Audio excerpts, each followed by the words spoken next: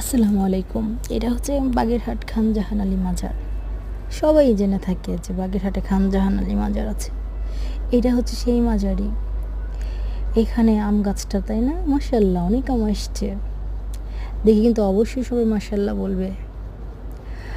আর এটা হচ্ছে মাজারের একটু ভিতরের দিকের অংশ, যেখানে একটা দিঘি আছে। এই দিঘিতে ছেলে মেয়ে উভয়ই গোসল করে। তাদের নাকি মনোবাসনা কামনা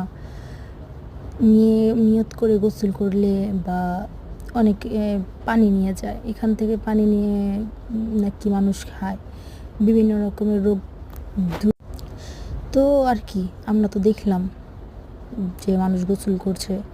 এখানে ছেলেরা গোসল করে আর মেয়েদেরটা হচ্ছে মানে আড়াল করে দিছে যেন মেয়েরা গোসল করতে পারে। তো আমরা তো আর গোসল করতে যাইনি, আমরা গেলাম এমনিতেই পরিদর্শন করতে।